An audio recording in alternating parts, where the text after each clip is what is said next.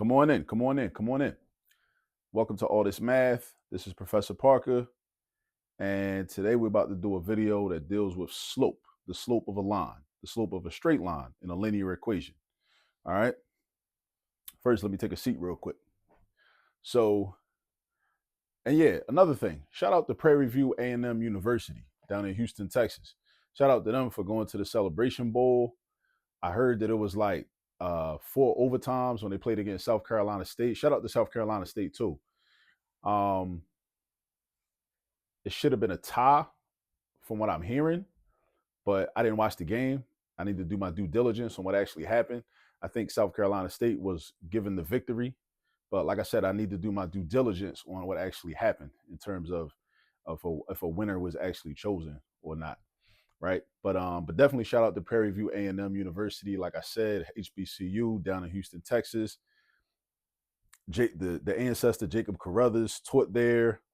Sundiata Kohli was a student there. He earned a degree in mathematics from there. Sundiata Kohli was, of course, in the Black Liberation Army. And he was in the car with Assata Shakur and Zaid Malik Shakur when Zaid Malik Shakur was murdered by the New Jersey State Troopers. And Sundiata Kohli was a political prisoner for many, many years before being released, I think, in like 2022, 2023, maybe, something like that. So, yeah. But yeah, shout out to Prairie View A&M. What we about to do in this problem right here is this involves slope, the slope of a line.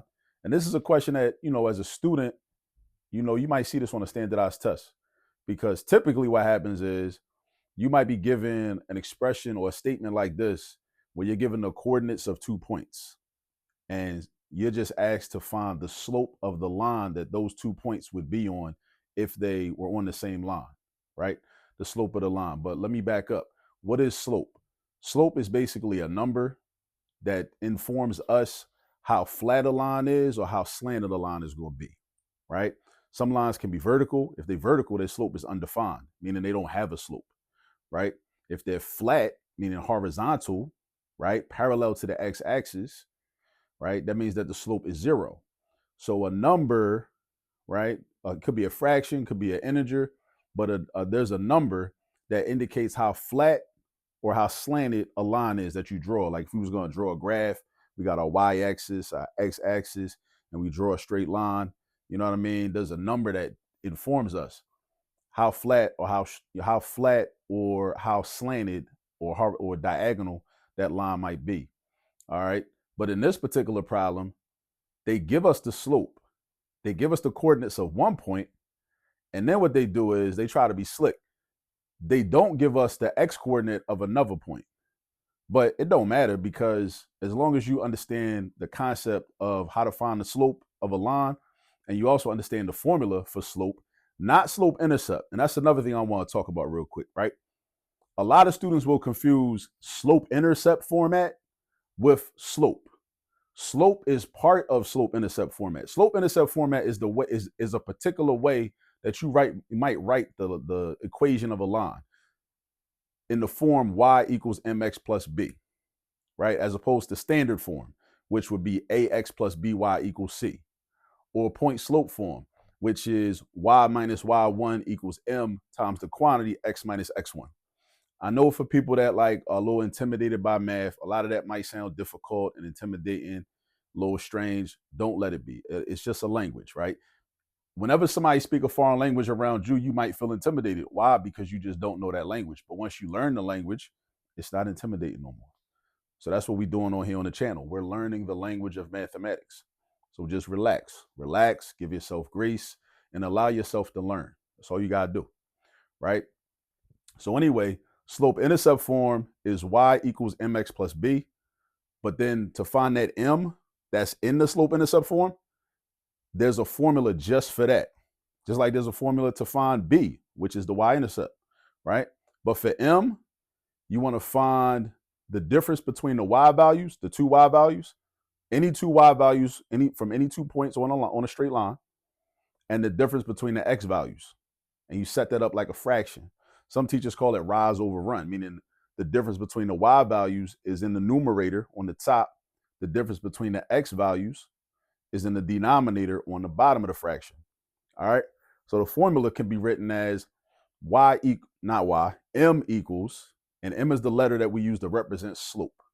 I know the word slope don't start with the letter M, but it got something to do with like either the ancient Greeks or ancient Romans or whatever. So we just rock with it for now. But anyway, M equals a fraction. In this fraction, the numerator says y2 minus y1. The denominator says x2 minus x1. Now, what does y2 mean? That means that's your y value from your second point. y2, your y value from your second point. What does y1 mean? Your y value from your first point. What does x2 mean? Your x value from your second point. Just like you had the y value from your second point in the numerator. Now you got your x value from your second point in your denominator. And then you're going to subtract the x value from the first point. That's your formula. All right. Right now, we just having a conversation. I'm going to write all this on the board, and I'm going to show you how to do a problem like this. Because you may see a problem like this on a standardized test. If you're in the state of Maryland, if you're in the city of Baltimore, you might see this on the MCAT. If you're in Philly and PA, you might see this on the Keystone Algebra 1 exam, right? That 8th graders, 9th graders, and so on. And high school is taken until they score proficient on it, right? And also other states too. In DC, it might be on the PARCC test, you know.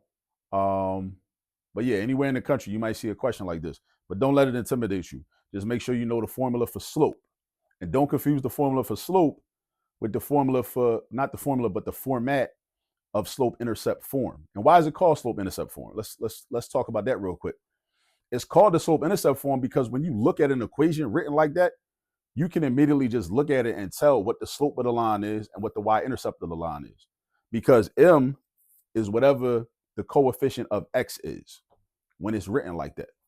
B is whatever the number is at the end of the equation, the constant that's by itself, that's not attached to no variables. That's at the end of the equation. That's your y-intercept. So that's why we call it the slope-intercept form, because you can look at the equation and immediately just tell, oh, that's the slope. That's the y-intercept. Just like when you come in a house, you know what your mom look like. You know what your sister look like. You know what your brother look like. You see them, right? Just like if there was a family portrait, if you look at a picture of your family, you look at it, you can see your family, right? That's why it's called a family portrait, because it's a portrait of your family. And when you look at it, you see your family, right? If it's your family portrait. Slope-intercept form is the same way. When you look at it, you can see the slope of the line. Just right there. It's right there in front of you. On some, like, if it was a snake, it would have bit you type time.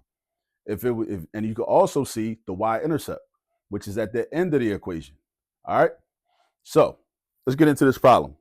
Let me stand up real quick. So let me read it.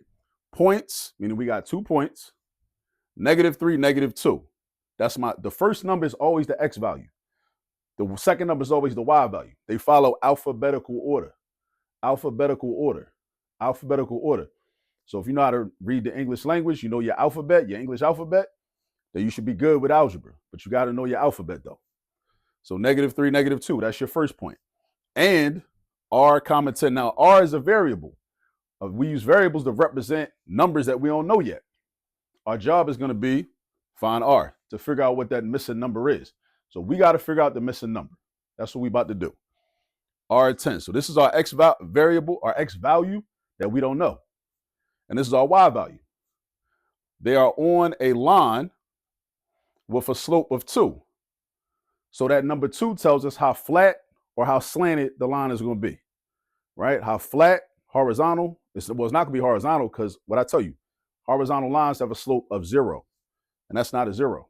So it's not going to be horizontal, but it's going to be slanted some kind of way. Also, it can't be vertical because what else I tell you? Hope you was paying attention. Vertical lines have a slope that is undefined, meaning it ain't no number. They do not have a numerical slope. Their slope does not exist if it's a vertical line. So you already know it's not a horizontal line, even though the question ain't asking you this. These are things that you should be thinking about. It's not a horizontal line. It's not a vertical line. All right. All right. So look, let's write the formula. First things first, let's just write the formula. Now, not slope-intercept form, just the formula for slope. Just the formula for the slope. So we're going to do m, which represents the slope, equal sign, fraction bar. Now what goes up top? y2 minus y1. Here's another common mistake. Do not write y squared. That's y squared. We're not doing y squared. We're doing y sub 2, right? Y sub 2. If you took a chemistry class, you dealt with elements, you dealt with atoms, you know what I'm saying? Like H2O, like 2 atoms of hydrogen, 1 atom of oxygen. The 2 would be toward the bottom of the letter, right? This is a subscript. We're not doing exponents. That's not what this is. All right? We're not doing exponents. That's not what this is. So we got y sub 2. Sub is short for subscript. Sub like submarines, which float underwater, right? Sub. You got superscripts, which are up in the air like Superman. You got subscripts, which are down below like submarines. All right?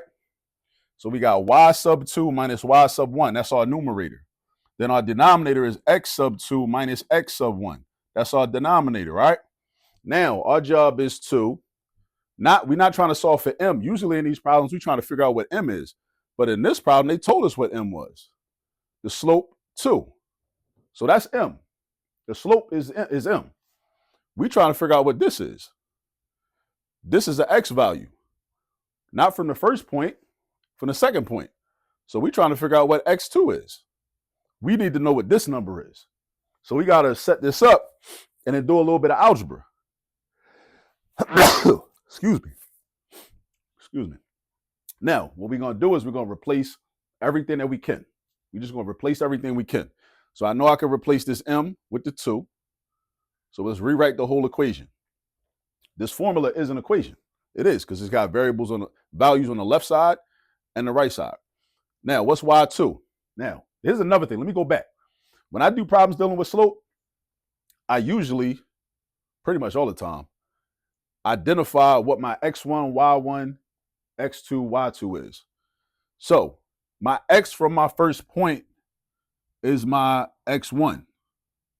My x from my second point is my x2. My y from my first point is my y1. My y from my second point is my y2. So you see how I did that? And make sure it makes sense to you. Like, why is that called y1? Because it's the y value from the first point. Ain't this the first point? This the first point, the coordinates of the first point. This the coordinates of the second point. Coordinates are like an address.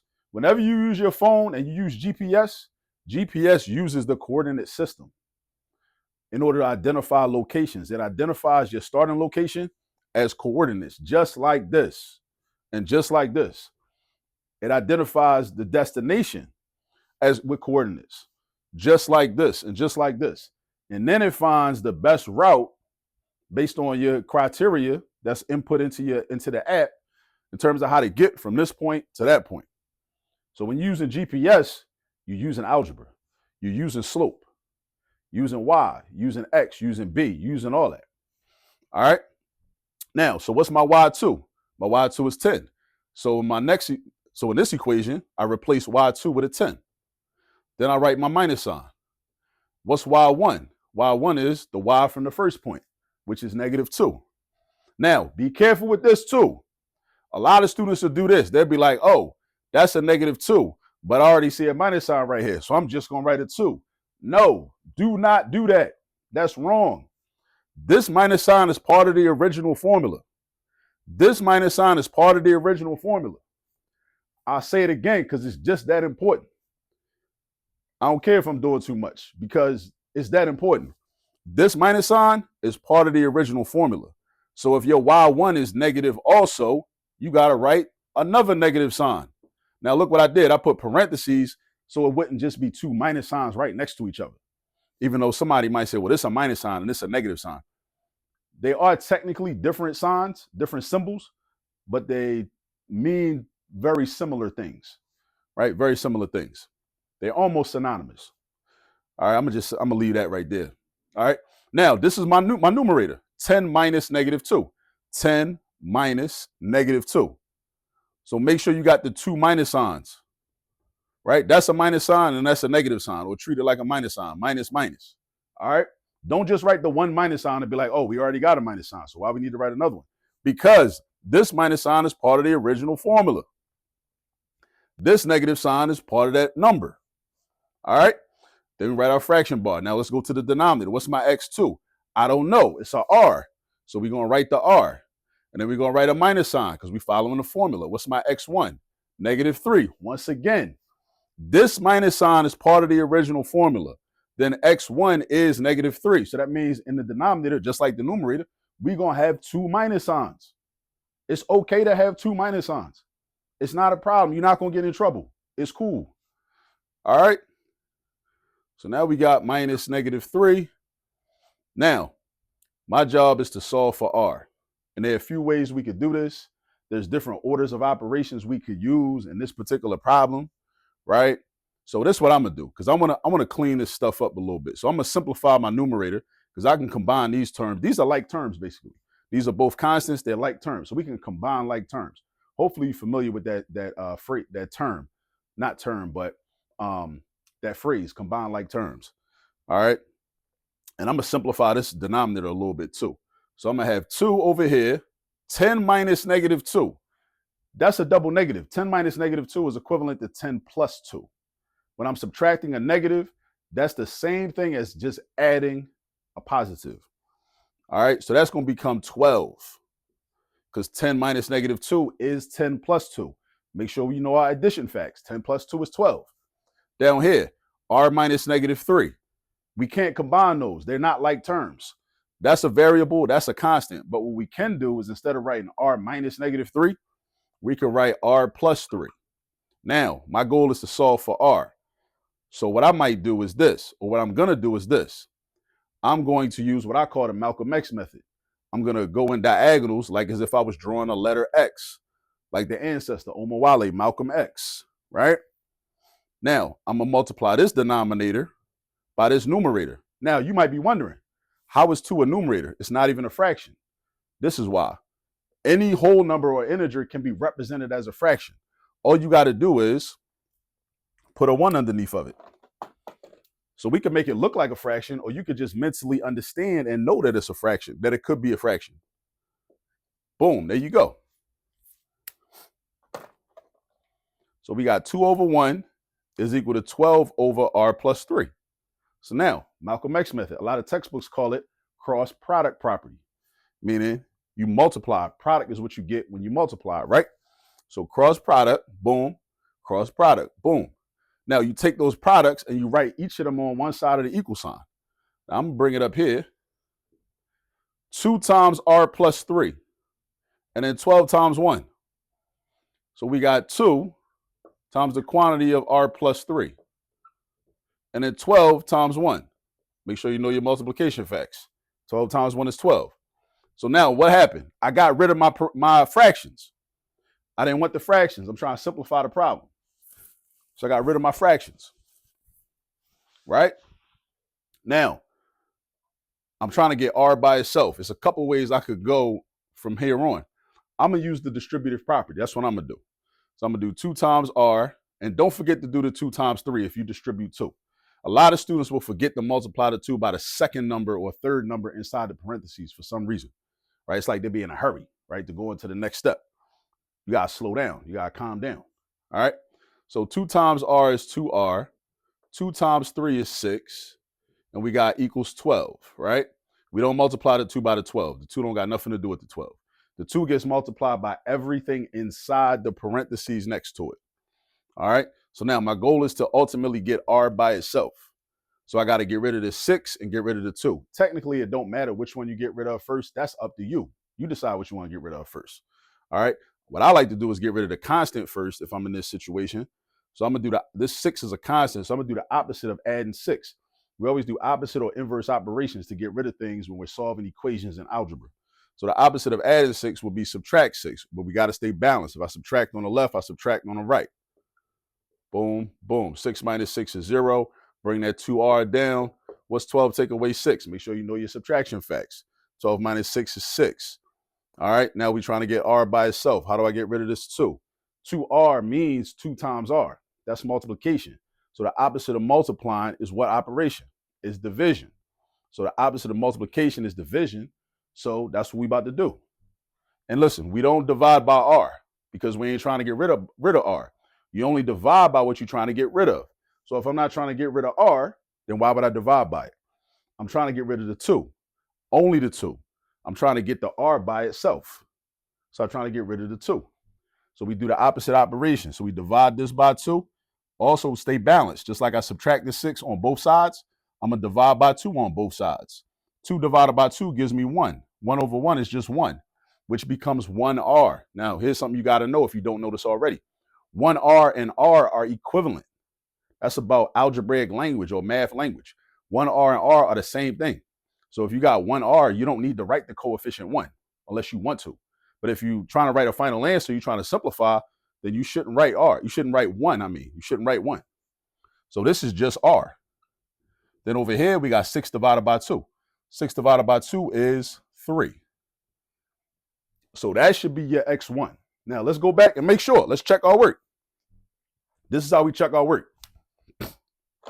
We go back here, right? And we plug in the 3. And we see if this, when we simplify the right-hand side, we see if it gives us a true statement, meaning does all of this really equal 2? Does 2 equal all of this? So check this out, right? 10 minus negative 2 is the same thing as 10 plus 2, right? We talked about that earlier. So that's going to be 12. And then down here, r minus negative 3 is the same thing as r plus 3. So that's going to be 3 plus 3. 3 plus 3. 3 plus 3 is 6. Now, what is 12 divided by 6? Ain't that 2? So 2 is equal to 12 divided by 6. That means this is a true statement. When r is 3, this is a true statement. So if it's a true statement, that means our answer is correct, because that's what math and algebra is all about, finding out the truth. So if a number or an answer or a solution gives you a true statement, when you substitute it in to the formula or to the original equation, that means that your answer is correct. If it gives you a lie or some cap or somebody that seems like somebody frauding, then that means your answer is wrong. And you got to go back to the drawing board and find out where your mistake is so you can find out the truth, because that's the goal. The goal of math is to find the truth. All right. So the truth is that if we want to draw a line with a slope of 2, and one of the points is negative 3, negative 2, one of the other points that has a y value of 10 would have to have a x value of 3. So if somebody say, well, this could be 4, or this could be 11, or 602, you know they're lying. That can't happen. And what you also got to understand, and I talk about this in some other videos more, but these lines that we draw on graphs, they can also be used to represent situations in business, situations dealing with our health, situations dealing with sociology, psychology, chemistry, all types of things, social relationships, right? All types of things that involve our everyday lives, things that, because a lot of people sit in class and be like, well, I got to learn this. I'm never going to use this. This don't affect my life. Yeah, all right. Algebra can be used to model any situation in anybody's life at any given moment. I promise you. I promise you. So if you understand how to do this, then you'll understand how to use algebra as a tool to better understand your own existence on a day-to-day basis. I know that might sound crazy because maybe in your Algebra 1 class, if you're an adult watching this, maybe in your Algebra 1 class, maybe your teacher never broke it down like that. But I'm here to tell you, that's what it can be used for. It's a very viable tool. All right. So we're going to stop right there. Make sure you subscribe to the channel. Make sure you like this video. Give this video a like. Share this video with somebody. Drop some comments down below. I know I went over a lot. We've been on here for over 20 minutes, just going in, just talking, just going over all these details of algebra and slope and y equals mx plus b and the formula for slope and slope intercept and all that. We've been really going in. All right. But drop some comments down below. Drop some questions down below, whatever. But yeah, share the video. Again, shout out to Prairie View A&M University, HBCU down in Houston. And I'll see y'all on the next video. Peace.